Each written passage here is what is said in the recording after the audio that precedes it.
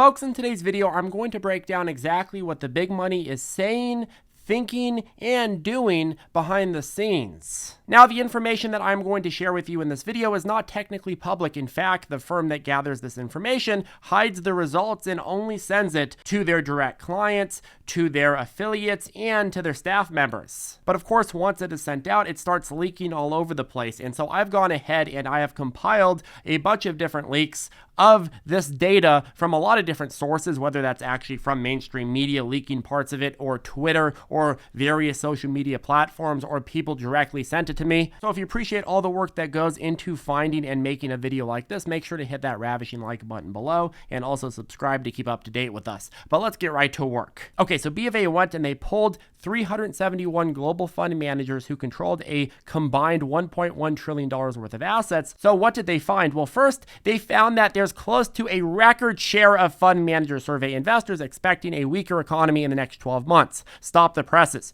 Who would have thunk that? But look at this trend. The dark blue line represents the net percent of fund managers expecting a stronger economy, and that's at its lowest point in the last 30 years. We are now well below March 2020 levels, a period of time where people were assuming the worst because of shutdowns and uncertainty over the virus. And this has corresponded with the S&P 500 year-over-year performance that is just completely abysmal. If you are a fund manager and you are expecting a weaker economy in the next 12 months, and you're also looking at higher interest rates discounting multiples into 2023 even further, obviously that destroys a big incentive to use capital to buy dips in some cases, or even stay in positions. But there's another way to look at this: capitulation. Right now, fund managers are completely surrendering to the weaker economy narrative at record levels, which as an inverse indicator suggests that a bottom may be sooner rather than later. Now, that bottom may very well be a short-term, short-lived bottom, and I think it will be, but a bottom nonetheless. Something that sets you up for a sizable bear market rally, which is what we've been talking about the last couple of days. But I mean, you look at the December 2000 dot-com bust era forecast, and the market still continued to deliver negative returns year over year for several years after, even though the net percentage expecting a stronger economy bounced. So just because you get a bear market rally and a short-term bottom does not mean that your year over year is going to look any good or improve for a while. Now, this next chart is the average cash balance amongst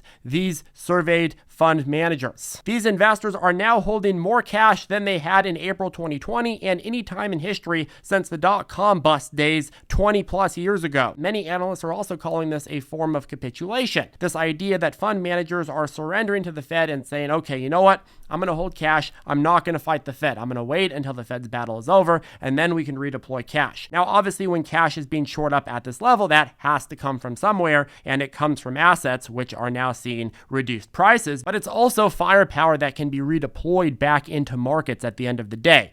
If you remember, after April 2020, that cash storage ended up plowing back in markets for the next 18 months and pumped things back up.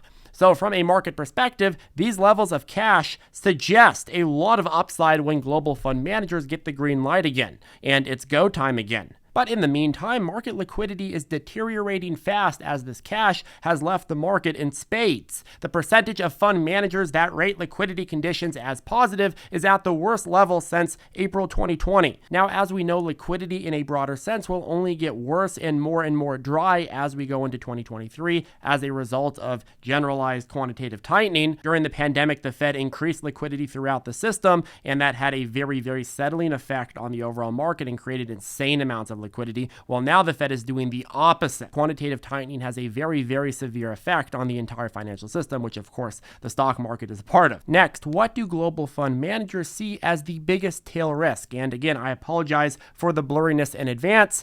Again, these are all leaked data sets that we had to find across the internet. Bank of America doesn't make this public, and beggars can't be choosers. But the biggest tail risk investors indicated in 2018 was the Fed, European Central Bank, and Chinese central bank policies, which all were tightening at the time. And then you had the US-China trade war, and then you had the virus and a month or so of presidential election fear, the 2020 election. And since February or March of 2021, the consensus has been very much focused on inflation and hawkish central banks as being the number one and two issues, with Russia, Ukraine, and a global recession taking first place in only a few of the recorded surveys since then, and as of October, that trend has continued. When asked at the end of last month what the biggest specific tail risks were, inflation staying high was considered a bigger tail risk than hawkish central banks or any other major line item. Earlier in the summer, managers were more scared of hawkish central banks than they were of inflation, but that has quickly changed again. Remember, markets were very, very upset when the Fed started doing anything because they're like, what? The Fed is over-attacking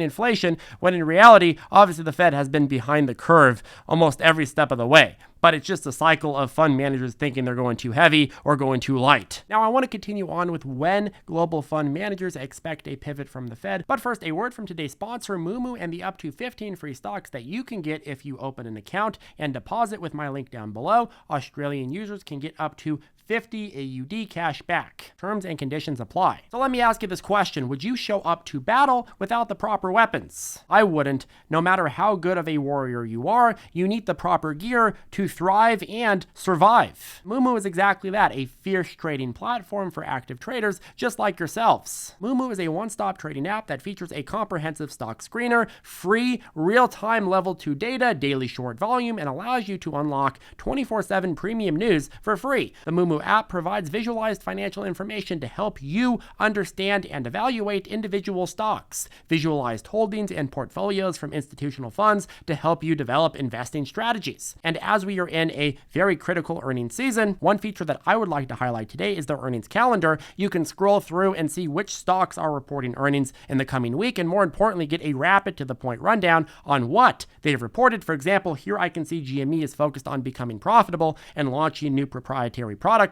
I can see NIO's vehicle margin decreased attributed to increased battery cost per unit. I can see Grab reported strong top line growth underpinned by a rebound in their mobility segment and continued growth in deliveries. And then I can expand and see more crucial information. It's tools like these that can help you take your trading to the next level and drown out all of the noise. And to give them a shot, they are again offering you up to 15 free stocks available only with our link down below. Anyways, thank you again, Moomoo, for sponsoring today's video. Now back to the content. Now, according to Reuters, the share of investors anticipating lower short-term rates in the next 12 months doubled to 28% in October from September, while those seeing higher rates continue to fall from the early 2022 peak of 92% to 59% this month, it said. So the number of participants expecting a Fed pivot within the next 12 months has doubled, and the number of participants expecting higher rates in the next 12 months is falling pretty rapidly from 92% to 59%. And this is what that looks like on the chart. You can see the percentage of managers expecting a pivot in the next 12 months is skyrocketing, and the percentage expecting rates to be higher is dumping. Now, that doesn't mean that there's a consensus that the Fed is pivoting in the next 12 months, but it does mean that it's starting to shift in that direction pretty aggressively. But keep in mind that while fund managers are expecting a pivot, the truth is they are still expecting a higher terminal rate, and we know this, but this is what it says. Fund manager survey investors have repriced their expectations for terminal Fed futures rates 50 basis points higher to the range of 4.5 to 5% in the past month, reported Seeking Alpha. This is pretty consistent with what we've been following and showing on the Fed futures. But in terms of a pivot, keep in mind that Bank of America last week said a quote, big low in markets is coming, but it's still waiting for signs of panic from the Fed. The wait, however, continues as the economy is still too strong for policymakers to consider cutting rates. The Fed funds rate stands at a range of 3 to 3.25% currently. So it's like while people are expecting a pivot from the Fed, the truth is that inflation is still far too high and unemployment far too low in order to actually justify a Fed pivot. If the economy could still take more tightening at the same time where the economy is having out of control inflation, well, obviously the Fed has to continue tightening. Now, what are global investors bearish on? Well, pretty much everything, but specifically UK and Eurozone assets. In terms of absolute positioning, those are doing the worst. And then you have the US, emerging markets, and Japan. I bet if the Fed pivots before the European energy crisis and Ukraine situation is solved, you're going to start seeing a lot of the sideline capital that would have invested in the Eurozone or UK dips start going back and investing in the US. And you go over to data on allocation to equities, the net percentage of fund managers overweight equities is lower than at any point in the last 20 years. fund managers are like equities? No thank you. I'll just take some USDs to go. As the earnings season gains traction, 83% of investors expect global profits to worsen over the next 12 months. A net 91% said global corporate profits are unlikely to rise 10% or more in the next year, the most since the GFC, a sign that suggests further downside to S&P 500 earnings estimates. So right now there is a very widespread and growing consensus that says what? It says global profits are going to be worsening over the next 12 months. And that level of pessimism in corporate earnings is the worst we've seen since the great financial crisis. Now, what do survey participants see as crowded trades? The top answer in September was long US dollar. The top answer this month was also long US dollar, but it got even more votes. Then you had some people arguing that shorting EU equities is too crowded right now, longing ESG assets, that's too crowded right now, oil crowded, but a little bit less crowded than the others, and some emerging market China debt and UK debt and equity crowding as well. But the US dollar has had so much capital flow into it that quite frankly, it's breaking records left and right. This is a chart from the IMF that shows how other currencies have changed year to date relative to the holy US dollar. Canada, Australia, the Euro area, Korea, Japan, UK, all currencies down quite abruptly when compared to the USD year to date. And a ton of emerging markets as well. Turkey is down some 30% when compared to the USD. So yes, right now participants believe that the USD is the most crowded trade. And when the USD is strong, what happens? It weakens the US economy and makes us less competitive abroad, which hurts our companies' bottom lines and tends to correspond with a bigger trade deficit, which I believe is exactly what's happening if you look at current data that's coming out. But I found this data set here to be very, very fascinating. This is the evolution of what fund managers thought were the most crowded trades in the last 10 or so years. Right now, of course, it's long USD, then it was long commodities, then it was long tech, then long commodities, then long Bitcoin, tech, Bitcoin, US tech and growth, and then treasuries, US treasuries. And if you know your recent history, you already know that pretty much a quarter, or in some cases a month after these were considered crowded trades, well, you saw their respective value peak out and start plummeting, and the trend changed to something else. You had a massive pumping and then dumping of tech and growth, then Bitcoin, then overall tech, then you saw some back and forth with commodities, but a lot of major commodities are now on an overall downtrend. Some have completely plummeted outside of energy components, but overall they've definitely downtrended. So if this trend continues where the most crowded trade tends to have periods of time afterwards where they're no longer very crowded, well, that means that the long USD trade may very, very well soon be over. What would cause the USD to plummet? Well, a tanking economy, a expectation of more stimulus measures,